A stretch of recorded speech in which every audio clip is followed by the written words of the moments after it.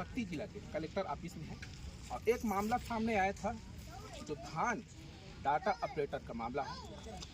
पुराना data operator हड़ताल में जाने के बाद नया नियुक्त किया गया था, जिसको पूरी प्रक्रिया के साथ इनको चयनित कर लिया गया, लेकिन बाद में जब नया डाटा ऑपरेटर को साफ तौर पर मना कर दिया और पुराने डाटा ऑपरेटर को नियुक्त कर दिया गया।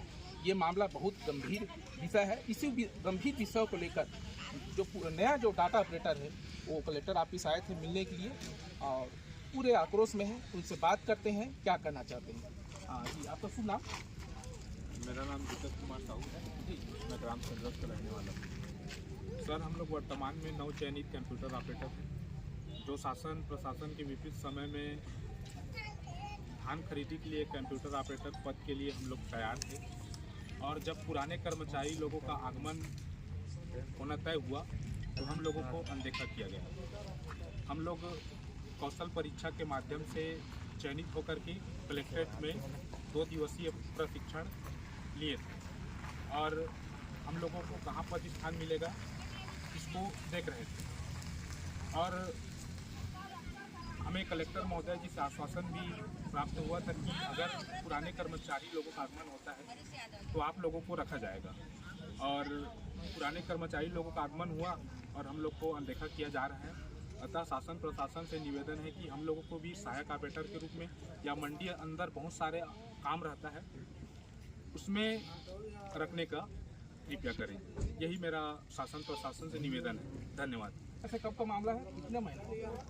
इसको सर मिनिमम ज़्यादा दिन नहीं हुआ है।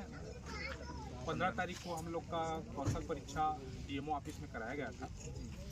उसके बाद 15 से 16-17 प्रशिक्षण दिया गया कि कैसे धान खरीदना है, आवक जावक टोकन तुहर हाथ एप के बारे में पूरा प्रशिक्षण कराया गया, जिसमें हम सभी युवा जो लोग कौशल परीक्षा में चयनित हुए थे यहाँ आकर के प्रशिक्षण लिए और कहाँ हम लोग को पद स्थान मिलेगा करके हम लोग देख रहे थे। और हम लोग को बिना सूचना दिए पुराने कर्मचारी लोगों का लिस्ट निकाल दिया गया।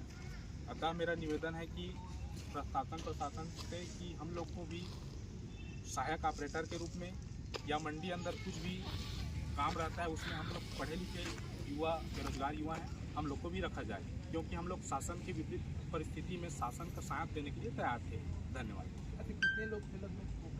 हम लोग 125 से 150% नियुक्ति कर दिया गया था, माने कि कलेक्टेड से आश्वासन दे दिया गया था कि अगर पुराने कर्मचारी लोग आते हैं तो आप लोग को बाहर नहीं निकालेंगे करके, है ना।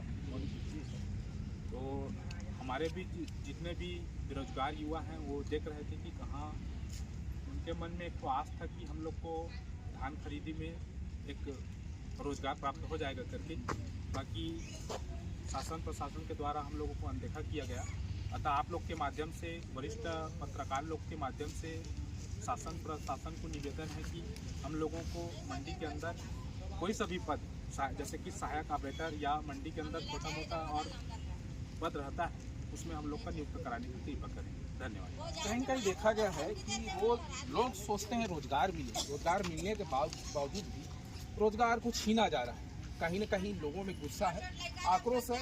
यही बात को लेकर कलेक्टर साहब के पास मिलने आए थे। फिलहाल अभी तो मिल नहीं पाए हैं और देखते हैं आगे की रणनीति क्या अपनाते हैं और उनसे भी जानकारी लेना चाहते हैं। अगर इनकी बातें अगर नहीं माने गया तो आगे की रणनीति क्या अपनाया जाएगा। अगर हमारा आगे का बात शासन प्रशासन नहीं मानता है तो हम अगला कदम उठाने के लिए विवश होंगे।